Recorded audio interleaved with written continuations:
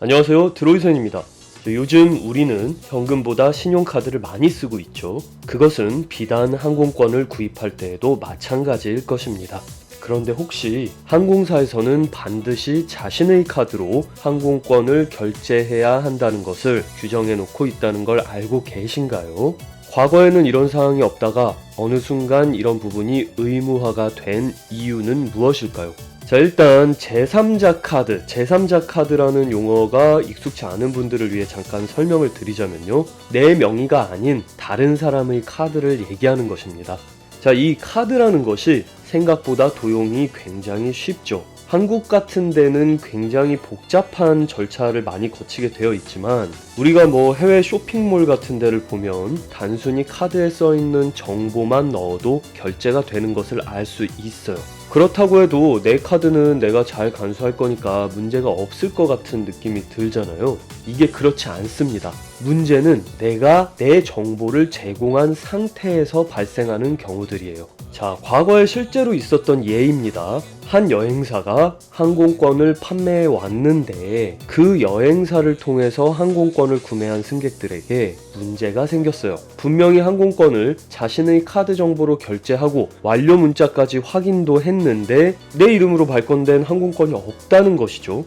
그래서 여행사에 문의하려고 해보니 이 여행사는 폐업을 해버린 뒤였습니다. 도대체 어떻게 된 상황일까요?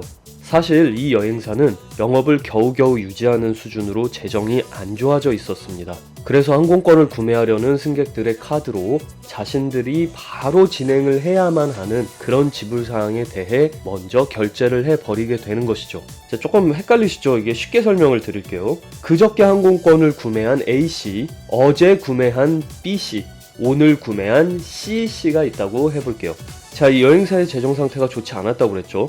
A씨가 지불한 항공권 금액을 어디 다른데 빨리 메꿔야 하는 그 부분에다가 써버리게 돼요. 그래서 A씨의 항공권 구매 대금이 없어져 버리죠. 그런데 어제 B씨가 카드로 결제를 하겠대요. 그래서 B씨의 카드로 A씨의 항공권 결제를 합니다. B씨의 항공권은 그럼 어떻게 해야 될까요? 그렇습니다. 오늘 구매 결정한 C씨의 카드로 B씨의 항공권을 결제한 것이죠. 자, 이렇게 꼬리에 꼬리를 물고 C씨의 항공권은 내일 들어올 승객의 카드로 구매를 해야 하는데 도산을 해버리게 되고 말았어요.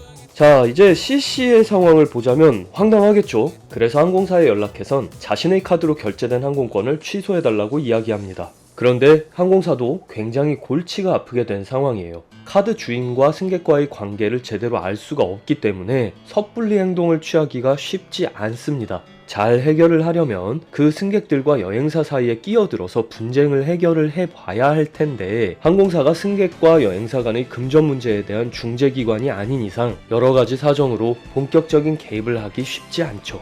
그래서 이런 일을 근본적으로 막아야 하겠는데, 항공사에서 아무리 머리를 굴려봐도 여행사와 승객 사이에서 벌어질 일을 막을 강제력 같은 게 없으니 그냥 자체적으로 본인의 항공권은 본인의 카드로만 결제해야 한다라는 규정을 만들어 놓습니다.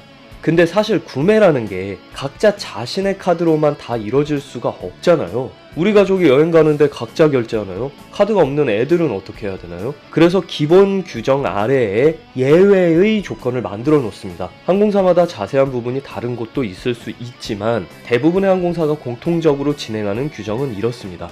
첫 번째, 항공권 결제는 꼭 자신의 카드로만 결제한다. 두 번째, 예외 사항으로 직계 가족의 카드와 법인 카드 정도는 허용.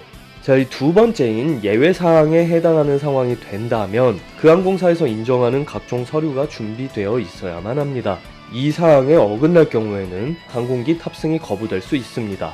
과거에는 여행사에서 항공권을 구매할 때 카드 정보를 전화로 알려주고 결제하는 그런 케이스들이 많았었죠. 그런데 최근에는 이런 부분이 철저히 금지되고 있어요. 그리고 카드 정보를 요구하는 곳이 있다라고 하면 여러분들 반드시 의심을 해보시는 것이 맞습니다. 자, 여행사나 항공사 입장에서도 굳이 자신의 정보를 알려주겠다고 우긴다면 몰라서 그러는 경우가 있을 수는 있겠지만 이게 잘못하면 여신 전문 금융업법 위반이 될 수 있기 때문에 반드시 피해야 하는 것이 맞다는 거죠. 자, 그러면 항공권 결제에 사용될 카드가 내 명의가 아니라면 어떻게 해야 할까요? 제일 확실한 것은 역시 항공사에 물어보는 것입니다.